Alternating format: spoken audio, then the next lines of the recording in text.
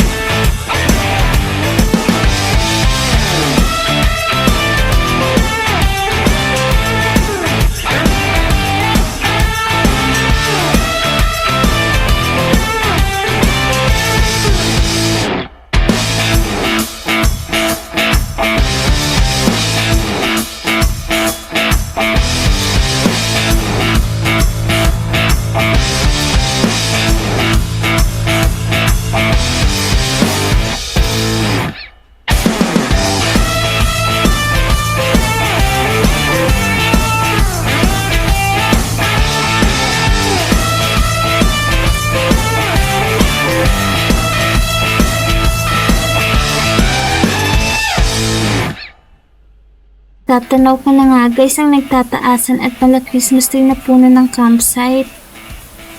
At talagang napawaw ako sa sobrang ganda.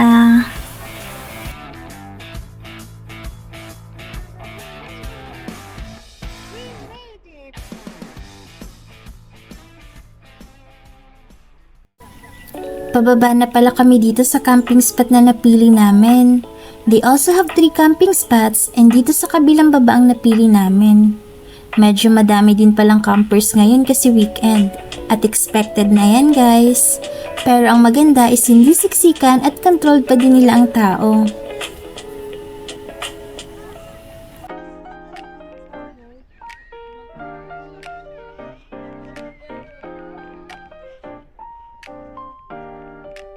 Agad-agad na din kami nag-set up ng tent namin. Kasi mag-aalas 5 na din kami nakarating. Medyo kinakapa din namin itong tent namin kasi first time namin iset up itong hoodie. Talagang sineryoso na namin itong pagka-camping kasi talagang napa-invest kami sa quality na tent. Paano ba naman guys? 2 beses na kami napasok ng tubig sa loob ng dati naming tent dahil puro nga maulan ang first and second camping namin. At ngayon lang nabiyayaan ng magandang panahon. Thank you Lord! Pero if you have an extra budget, it's better to invest in good quality camping gears. Especially tents guys. Hindi mo kasi alam kung kailan ka maaabutan ng ulan at malakas na hangin sa gitna ng pagka-camping.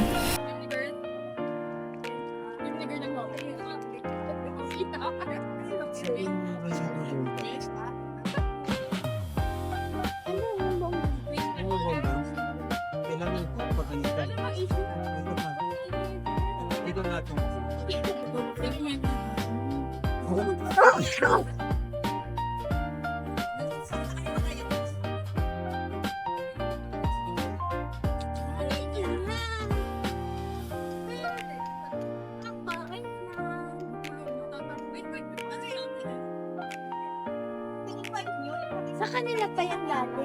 Ha?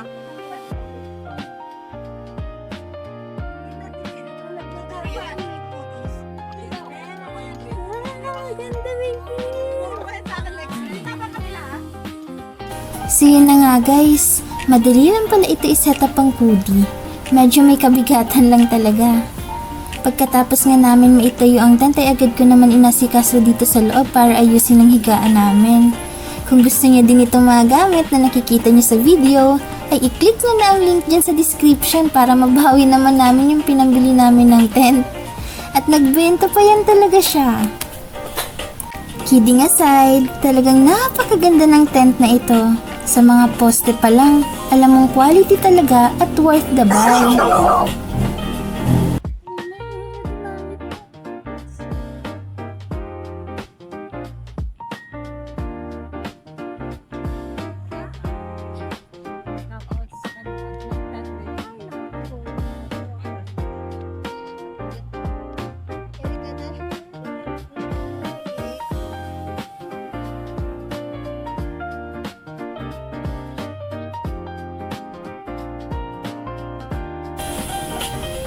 After nga namin mag-set up, ay napaupo na lang kaming tatlo dito sa damuhan para magpahinga, lasapin ang simoy ng hangin at pagmasdan ng napakagandang kapaligiran.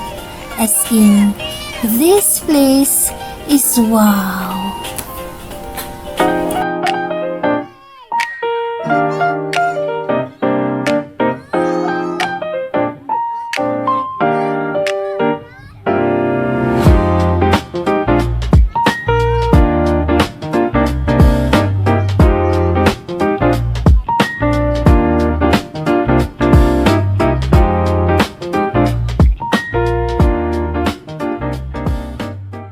Kapit na nga ang gabi guys. Ewan ko ba, pero mas sumasarap talaga ang pagkain kapag nagka-camping. Gaya nitong ulam namin, kaldereta at fritada sa mainit na kanin. Akala mo talaga nagluto yan siya. I mean, 5 for 5 tuna pala. Nagsaing lang kami kasi napagod sa kakasetup. Paano ba guys? Yun lang para sa day 1. Diyan lang kayo ha. Samahan niyo ulit kami para sa day 2. Grabe, ang ganda dito. Teka, gisingin natin si Ma'am. Usapan kasi namin mag-view sa viewing kami ng Sea of Clouds. Hanggang ngayon tulog pa rin.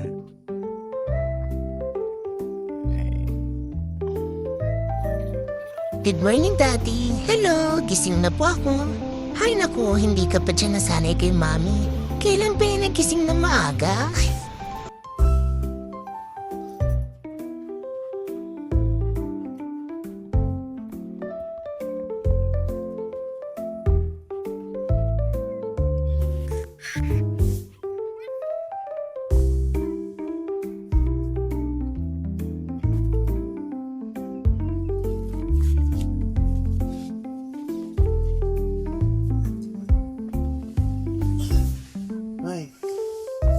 magsaset viewing tayo? Mami, gising na po. Mukhang palutang ka na yata sa Sea of Clouds dyan sa panaginip mo. Kami na lang may kukli. Hay naku, ulit ka na nga, Daddy. Kung wala tong pag-asa si Mami, labas na tayo, nagugutom na po ako.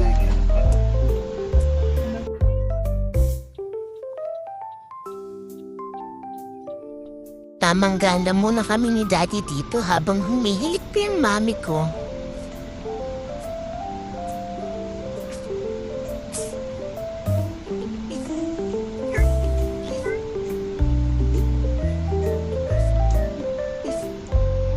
At pasintabi po, mag-poop muna ako.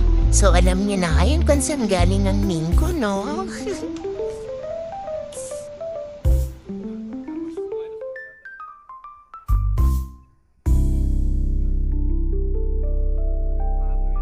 Muna mag-voice over sa inyo ngayon. At ayun na nga, may nakita kami Sea of Clouds ni Daddy. Hindi man ganun kadami, pero at least nakakita kami. Hindi katulad ng isa dyan doon sa loob ng tent.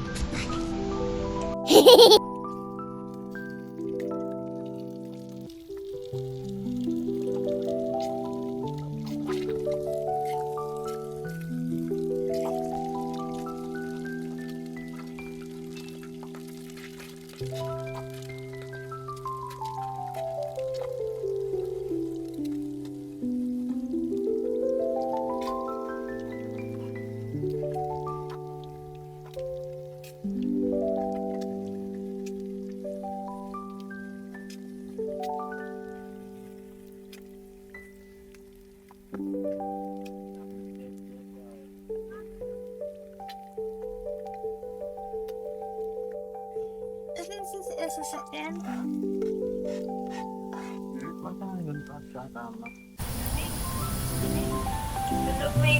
Hi guys! Good morning!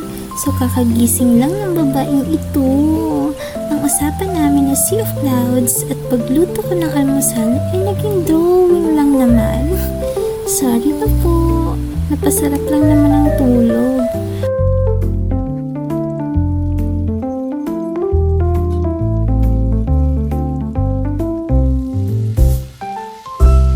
Ang ginawa niya ni Pagkutat na rin na mag-ito. O siya, wala pa ako sa mood mag-voice over. Panoorin niyo muna si Mama magluto ng almusal. Masarap yun magluto. Siya lang naman ang dahilan kung bakit lumaki na ako ng ganito.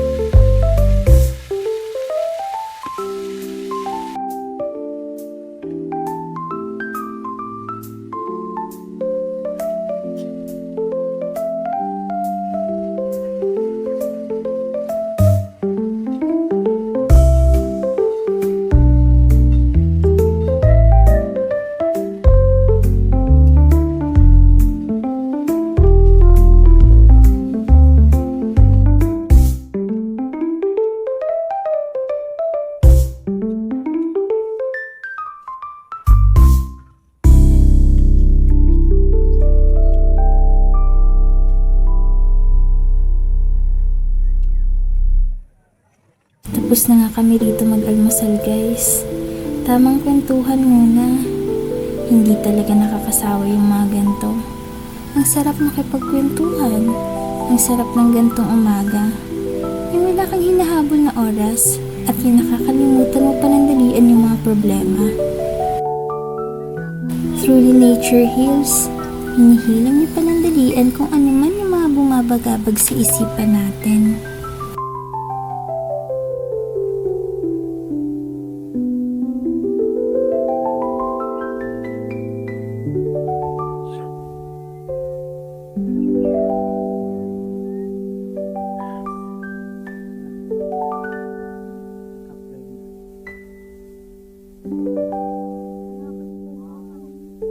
Napunta ang top Mami, na-touch naman ako doon. Panandanian ko din nakakalimutan yung mga gumagabagag. Bumagagagag. Basta yun. Ang totoo niya na matindi talagang bumabagabag sa isip ko ngayon kung kailan ang next swimming ko. Kasi walang river o dagat dito. Asa na hostisya do? O diba? Ang daming emosyong nangyayari dito sa vlog namin. Pero ayun na nga guys, samahan niyo naman kami mag-prep ng lunch. Ang aga nga namin i-prepare to kasi excited kami sa ulam namin ngayon. Inihaw na bangus at puno-puno ng sibuyas at kamatis sa loob.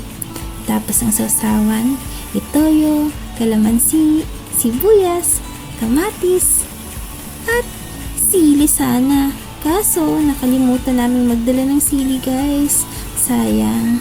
Pero grabe, sinasabi ko pa lang sa inyo ngayon, naglalaway na naman ako habang nagvo-voice over. Sobrang sarap talaga nito. Lalo na yung taba ng bangus tapos nakakamay pa habang kumakain. Pagkatapos nga namin kumain ng panghalian, nakatulog na kami bandang hapon. Madalas talaga, kapag yung init ng araw tumatama sa mata ko tapos may kasabay na ihip ng hangin, talagang dinadalaw na ako ng antok. Bandang alas 5 ng hapon, naligo na kami para makapag-aura habang inaantay ang sunset. At grabe guys, sobrang heavy ng sunset dito. Kakaiba talaga. Naglakad-lakad na rin kami paakyat doon sa main camping area sa taas para bumili ng pwedeng pang midnight snack. Sunday na rin pala sa dito namin kaya nagsiuwian na rin ng ibang campers.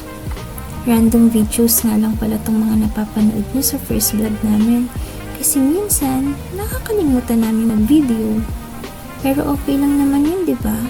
Ang importante, nag-i-improve tayo sa mga susunod.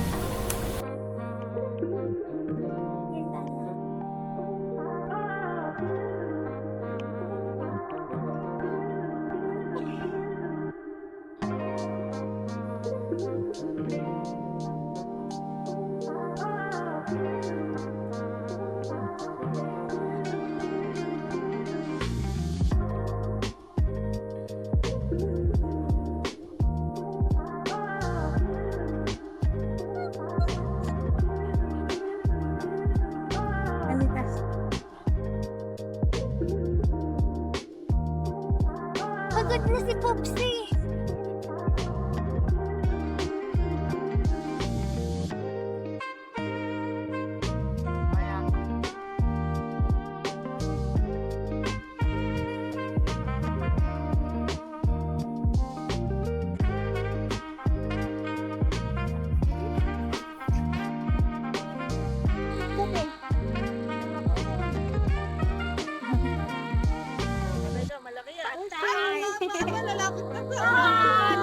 Hindi naman pala eh. Si Lia yung tumapit mo lang.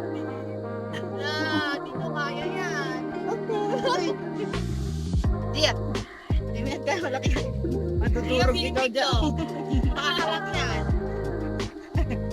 So big. Malaki yan, hindi kaya yan. Bye, bye. Paalam kayo na, nag-usap kayo na. Alam mo, names? Poopsie pa. Tutsi.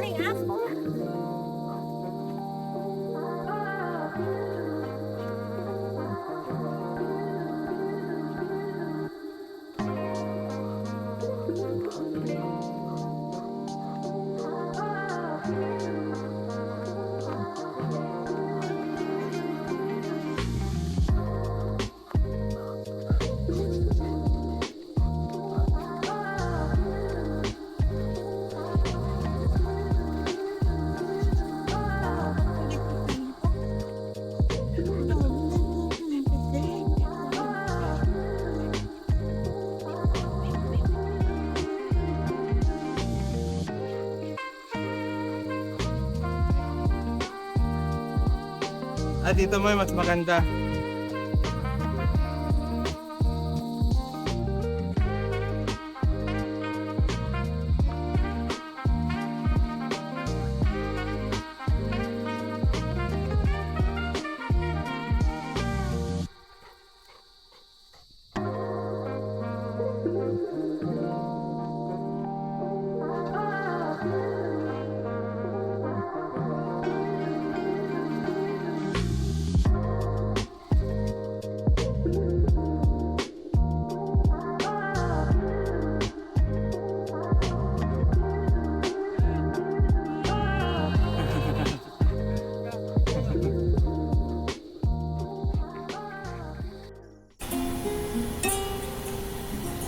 And dinner time na nga guys.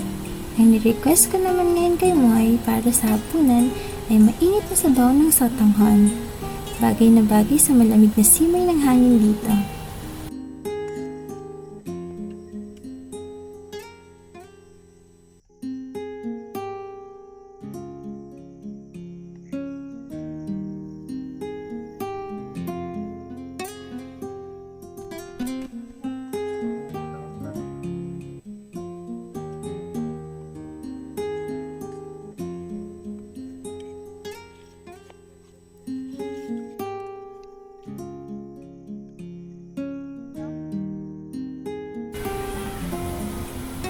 After naming mag-dinner dito, samahan niyo naman kami magpa-apoy guys.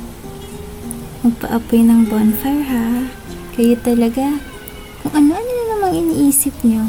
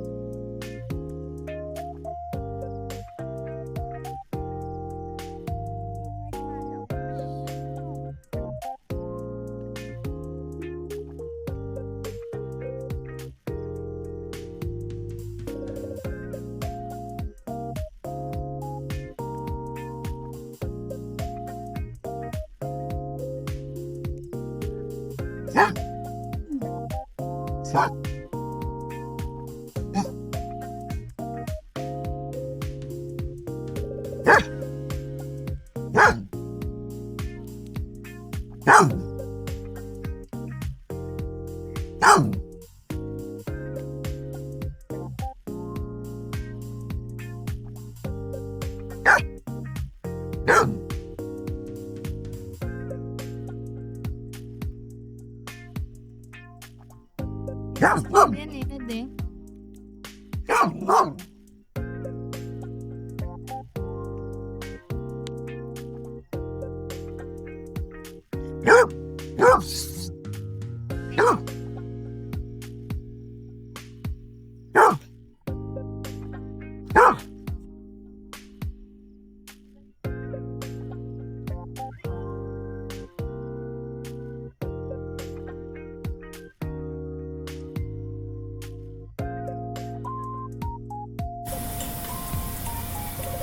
Ang sarap lang sa pakiramdam pagmasdan ng bonfire.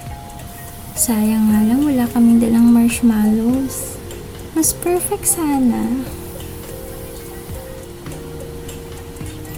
Sobrang thank you Lord talaga sa napakagandang panahon. First time namin hindi ulanin sa campsite simula na nag-camping kami.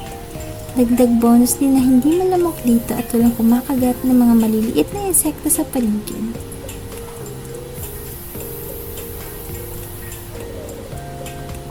Paano ba guys? Yun lang muna for our day 2. Good night na sa inyo at see you ulit bukas para sa ating last day.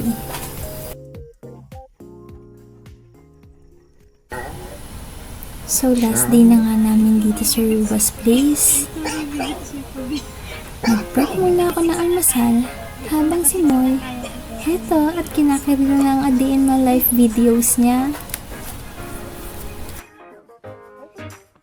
Ganun lang at akin.